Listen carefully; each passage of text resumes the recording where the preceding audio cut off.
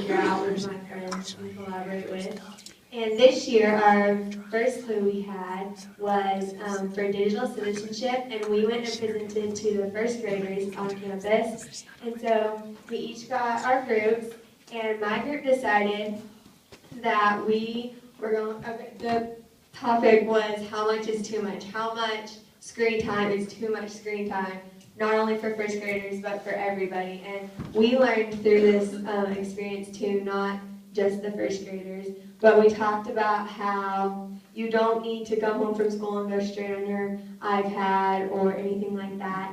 And so my group decided that we were going to do a skit about how you don't need to be on your phones all the time and your iPads and playing Minecraft and everything else first graders love to do on their iPads. And so we didn't use our technology as much to present as much as we did to enhance our presentation this time, my group. And we had some background pictures and some information on our screen, but since they can't read as well because they're first graders, we mostly just did our skit and then used the technology to enhance it instead of as being our presentation. And so the purpose of these clues, or our group's clue, was to teach the kids that they need to spend more time outside and playing than with devices that need to be plugged in or that can be put in your pocket.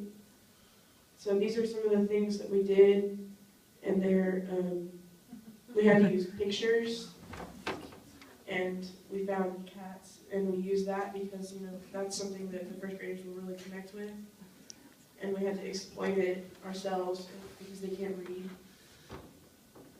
So in like little simple things like you should get out and play for an hour a day before you are on a screen. And then we had a little quiz at the end, and the purpose was achieved, and they got all the answers right. And I like clues.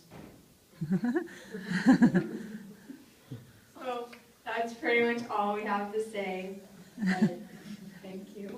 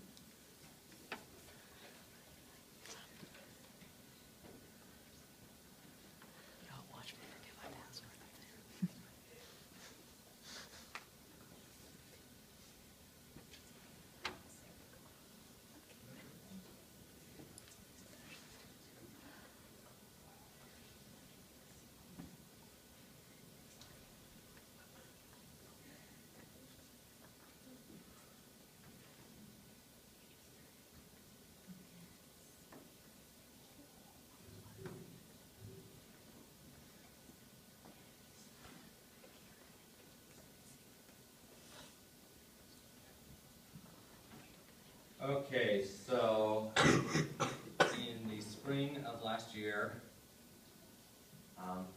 my class had a clue, and in history we were about to talk about the Great Depression, and in English we were about to read the novel To Kill a Mockingbird, which takes place in the Great Depression and deals with a lot of social issues during the Great Depression.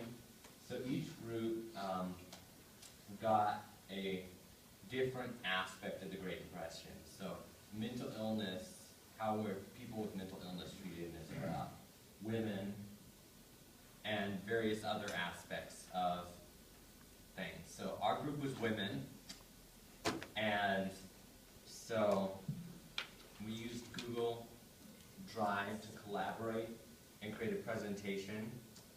We found sources.